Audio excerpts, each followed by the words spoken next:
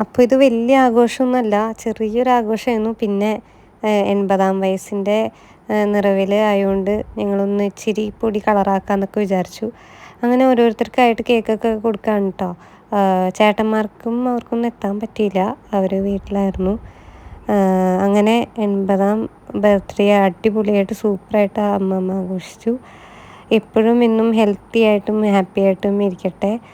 ബാക്കി ഇനി കുറേ വിശേഷങ്ങളൊക്കെ ഉണ്ട്. ഫുഡ് കഴിക്കൽ, ഗിഫ്റ്റ് ഓപ്പൺ ചെയ്യൽ, അങ്ങനെ കുറേ പരിപാടികളൊക്കെ ഉണ്ട്.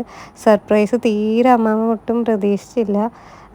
അതിൻ്റെ സന്തോഷവും കാര്യങ്ങളൊക്കെ ഉണ്ട് കേട്ടോ. അത് കഴിഞ്ഞ് ഞങ്ങൾ ഓരോന്ന്, ഞാൻ ഇടയ്ക്ക് ഫോൺ നോക്കാനും കാര്യങ്ങളൊക്കെ, വീഡിയോ എല്ലാം ഓണാണോ ഓഫാണോ, ചില സമയത്ത് ഓണാക്കാനൊക്കെ മറക്കുവേ. പിന്നെ അതേ ടെസ്മേമോ കേക്കൊക്കെ മുറിക്കാനായിട്ടിരുന്നു. നല്ല കേക്കായിരുന്നു കേട്ടോ, മാംഗോൻ്റെ കേക്കായിരുന്നു. അച്ചാച്ചൻ്റെ അവിടെ ഇത് ബോക്സ് അവർ കൊണ്ട് ഗിഫ്റ്റ് പൊട്ടിക്കാനായിട്ട് പോവാണ്.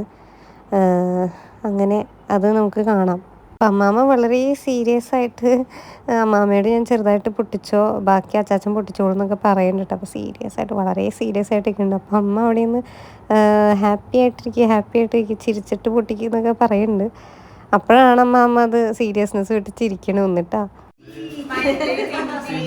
കല്യാണം കഴിഞ്ഞിട്ട് ഞാൻ പറയാനാണ് എല്ലാരും കൂടി ഇരുന്ന് കല്യാണം ചെയ്യണം അപ്പൊ വല്യപ്പനാണ് അപ്പൊ കഴിക്കാൻ വെച്ചിരിക്കുന്നത് മരുമാൻ അവിടെ ഇരിക്കുന്നുണ്ട്. അപ്പൊ കഴിക്കാൻ നേരത്ത് മരുമനോട് ചോദിച്ചു കഴിക്കുമെന്ന് വെച്ചാൽ ഞാൻ തൊട്ടിട്ടെത്താന്ന് പറഞ്ഞു. ഇഷ്ടമില്ലാന്ന് പറഞ്ഞു. അവർക്കത് പൊട്ടിക്കാൻ പറ്റില്ല. ഞാൻ പൊട്ടിച്ചാണ് കുറച്ച് കഴിയുമ്പോ വെള്ളം പറഞ്ഞു എന്തൊരു വാസന കുപ്പിയുണ്ടല്ലേ.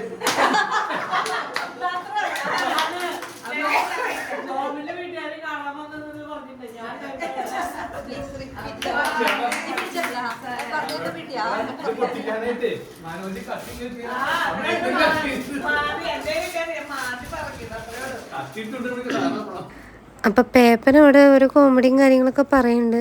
പിന്നെ അവസാനം ഗിഫ്റ്റ് പൊട്ടിക്കുമ്പോൾ നമ്മളിങ്ങനെ തന്നെയാവും, കത്തിയും അതൊക്കെ മാറ്റി വെച്ച് നമ്മൾ കൈ കൊണ്ട് തന്നെ വലിച്ച് പറിക്കും. അതാണ് അതിൻ്റെ ഒരു ത്രില്ലും. പിന്നെ അങ്ങനെ ചെയ്താലേ ഒരു കംപ്ലീറ്റ് ആവുള്ളൂ. വെറുതെ ഭയങ്കര പ്രൊഫഷണൽ രീതിയിൽ കത്തിക്കരുത് അതൊന്നും. പിന്നെ ലാസ്റ്റ് ആ വലിച്ച് കീറുമ്പോഴത്തെ സാറ്റിസ്ഫാക്ഷൻ വേറെ ഒന്നിലും കിട്ടില്ല. അപ്പോൾ ഇതാണ് ഗിഫ്റ്റ്. ഇംപെക്സിൻ്റെ എയർ ഫ്രയർ ആയിരുന്നു അവർ കൊടുത്ത ഗിഫ്റ്റ്. അപ്പോൾ ഇനി അമ്മാമ്മക്ക് ഹെൽത്തി ആയിട്ട് ഓയിൽ ഫ്രീ ഫുഡും കാര്യങ്ങളൊക്കെ നമുക്ക് അതിനകത്ത് കഴിക്കാൻ പറ്റും. അപ്പോൾ അച്ചാച്ചൻ എന്ത് ചെയ്യും, അത് ഒന്ന് ഓണാക്കി നോക്കാമെന്നൊക്കെ പറഞ്ഞിട്ട് ഓപ്പൺ ആക്കുന്നുണ്ട്. അപ്പോൾ ഇടയ്ക്കിടയ്ക്ക് എൻ്റെ അടുത്ത് ചോദിക്കുന്നുണ്ട്, ഇത് ഓണല്ലേ ക്യാമറ ഓണല്ലേ എന്നുള്ളത്. അപ്പോൾ അതേ ബാക്കിൽ ഡേവിസ് അച്ചാച്ചനും പേപ്പനും കൂടി കേക്ക് തിന്നണതിൻ്റെ കോൺസെൻട്രേഷനിലാട്ടാ. എല്ലാവർക്കും ഇവിടെ ഷുഗർ ഉണ്ട്. പക്ഷേ ഇങ്ങനത്തെ ആഘോഷങ്ങളും ചെറിയ ചെറിയ ആഘോഷങ്ങളൊക്കെ വരുമ്പോൾ മധുരം ആരാ നോ പറയണേ.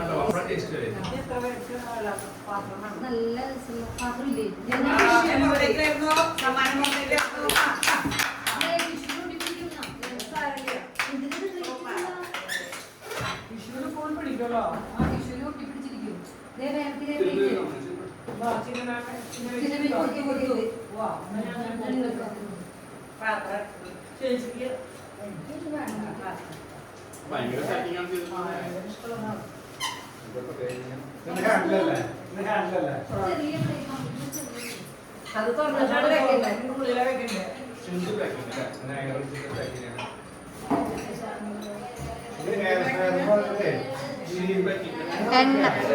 എണ്ണ ഇല്ലാണ്ട് വറക്കണല്ലേ.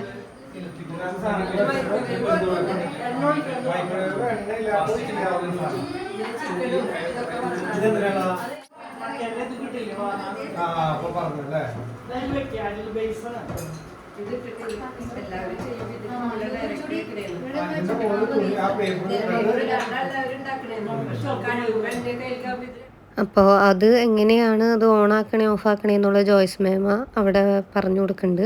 ഞാൻ എൻ്റെ അമ്മാമ്മയ്ക്ക് കണ്ണിൽ മരുന്ന് ഒഴിക്കാനുള്ള സമയമായി. അപ്പോൾ അതുകൊണ്ട് അമ്മാമ്മ ഇനി നടന്ന് റൂമിലേക്ക് വരുന്നേക്കാൾ നല്ലത് അവിടെ വെച്ച് ഒഴിക്കാമെന്ന് ഞാൻ പറഞ്ഞ്. അപ്പോൾ ഞാൻ പില്ലോയും മരുന്നും എല്ലാമായിട്ട് ഇങ്ങോട്ട് കൊണ്ടുവന്ന് ഒഴിക്കാമെന്ന് വിചാരിച്ചു കേട്ടോ. നടന്ന് വെറുതെ ഇതാക്കണ്ടെന്ന് വെച്ചിട്ട്. അപ്പോഴേക്കും ആൾ കേക്കൊക്കെ എടുത്ത്. അപ്പം ഞാൻ പറഞ്ഞിട്ട് ഒഴിച്ച് കഴിഞ്ഞിട്ട് കേക്ക് കഴിച്ചാൽ മതി, സമയം വൈകും എന്ന് പറഞ്ഞിട്ട്. അങ്ങനെ ആളെ കുറച്ച് നേരം മരുന്ന് കുഴിച്ച് അവിടെ ഇരുത്തി.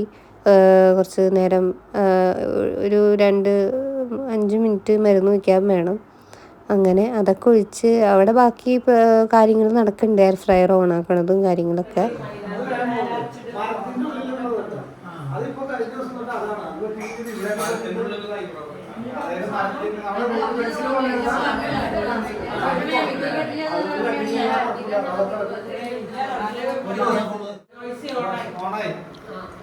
ഇനി ഇതില് ഈ മോളില് വരാന്നാ പറഞ്ഞത്.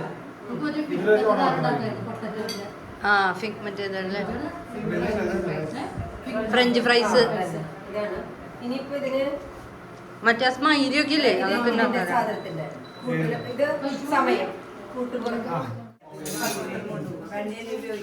രണ്ട് പ്ലേറ്റ്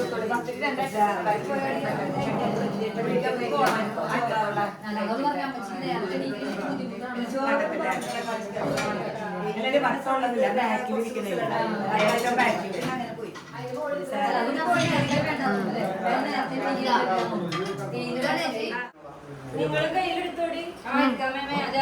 ചോറ് എന്താ ചെയ്യുന്നത്? ചൂടാക്കാറില്ല. ചോറിന് റെഡിയാക്കി വെച്ചിട്ട് കഴിക്കാൻ വെക്കാല്ല. കഴിക്കാൻ ചോറ്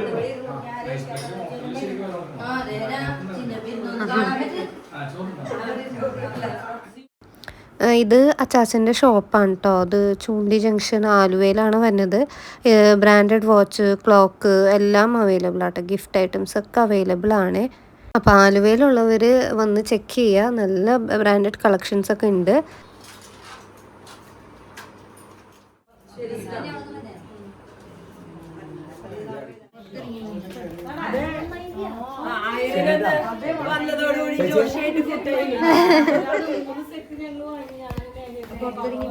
ഇവിടെ നിർത്താൻ പോരെ? അതിലാണ് അവിടെ ഇറങ്ങുന്നത്.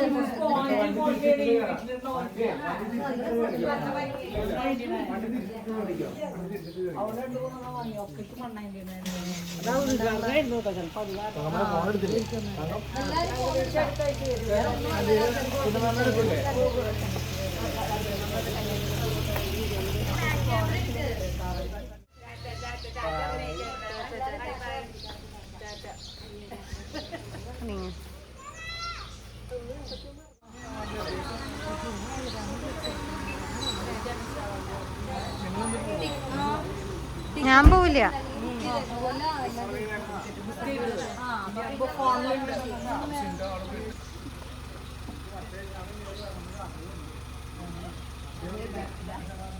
ആ